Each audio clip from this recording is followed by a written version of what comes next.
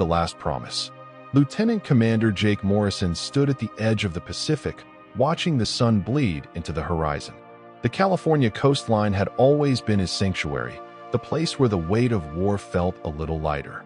But today, even the endless ocean couldn't wash away the knot in his chest. His phone buzzed. A text from his daughter, Emma. Dad, when are you coming home? 3 weeks. That's all the time he'd had with his family after his last deployment. 3 weeks to be a father, a husband, a man who wasn't haunted by the faces of brothers who never made it home. And now, he was being pulled back into the darkness. Morrison, his commanding officer's voice cut through the sound of crashing waves. Briefing in 10. Jake pocketed his phone and turned away from the ocean. The weight of the trident on his chest, the symbol of the Navy SEALs, felt heavier than usual.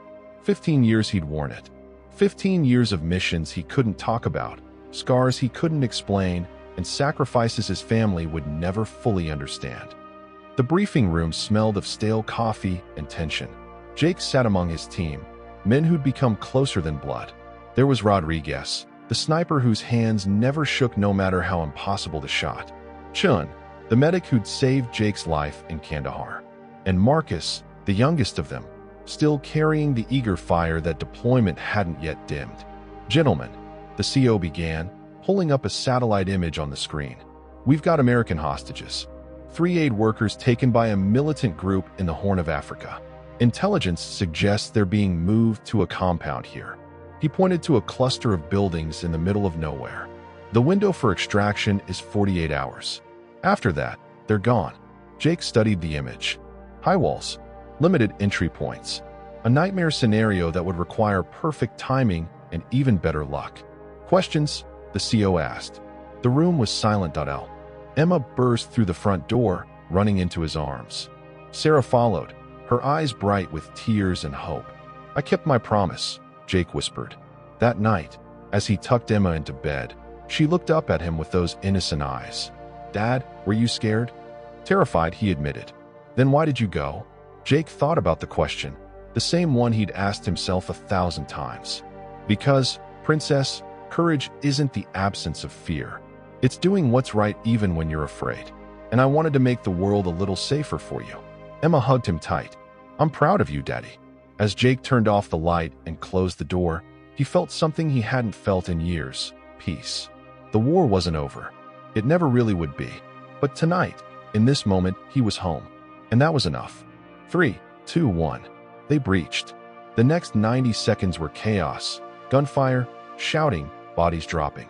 But Jake's mind was clear, each movement precise.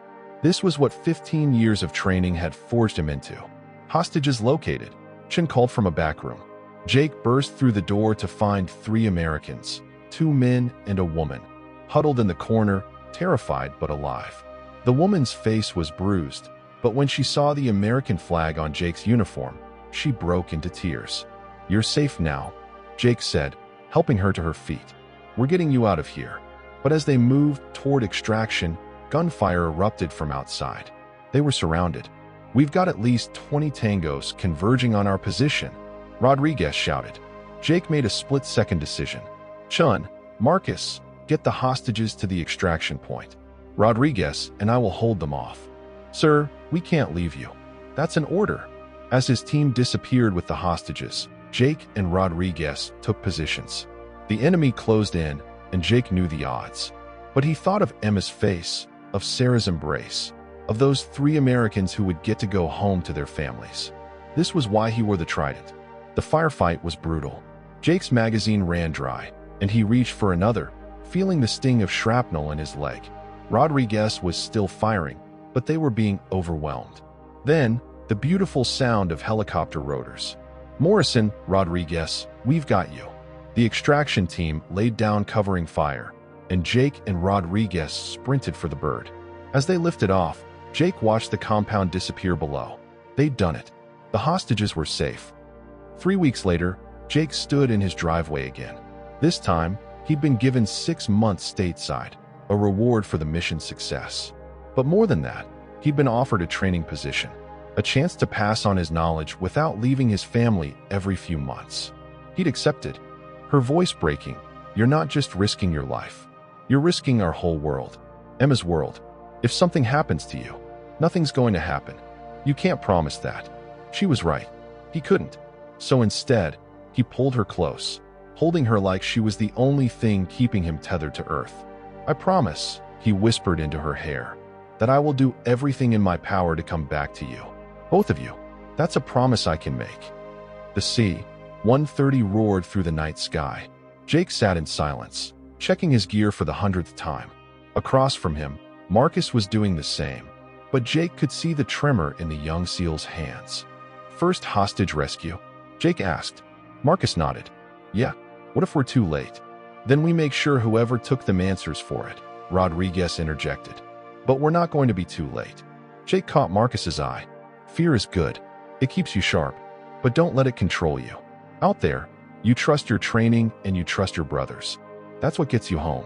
What gets you through it? Marcus asked. The killing, I mean. How do you live with it? Jake was quiet for a moment. It was a question every warrior eventually faced. I think about who I'm protecting. My daughter. Your family. Those hostages who never asked to be in this hell. The weight of taking a life is heavy, but the weight of failing to act is heavier. The insertion was smooth, too smooth. Jake's instincts screamed that something was wrong, but they pressed forward. The compound loomed ahead, dark and silent. Chin tapped Jake's shoulder, pointing to thermal signatures. 3 tangos on the north wall, 2 at the entrance. Rodriguez, you're up, Jake whispered. 2 suppressed shots, and the guards on the wall crumpled. They moved like shadows, clearing the courtyard in seconds. At the door, Jake stacked up with his team, his heart pounding with controlled adrenaline. On my mark, he whispered. They all knew what this meant. They'd all lost friends on missions like this. But they also knew that somewhere, 3 Americans were counting on them, even if they didn't know help was coming. We wheels up at 0400, the CO said. Get your affairs in order. Jake sat in his truck outside his house, hands gripping the steering wheel. Through the window, he could see Sarah in the kitchen, her blonde hair pulled back as she made dinner. Emma was at the table, probably doing homework. This was the life he fought for, not just his family, but every family. The right of people to live without fear, to tuck their kids in at night without wondering if tomorrow would come. But God, it was hard. He walked inside, and Emma looked up, her 11-year-old face lighting up in a way that made his heart ache.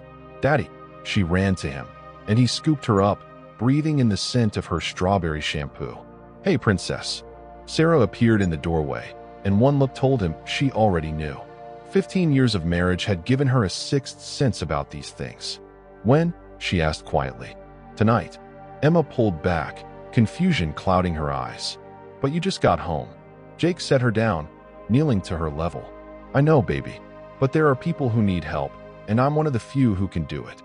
You always say that, Emma whispered, and Jake saw tears threatening to spill. What about us? Don't we need you? The words hit him like a bullet. Because she was right. They did need him. But so did those hostages. So did the country he'd sworn to protect. Sarah placed a hand on Emma's shoulder. Sweetheart, why don't you go finish your homework? I need to talk to Dad for a minute. When Emma was gone, Sarah's composure cracked. Jake, how many more times? How many more missions until? She couldn't finish the sentence, but she didn't have to. I don't know, he said honestly. But I know I can't stop. Not yet. When you're out there, Sarah said.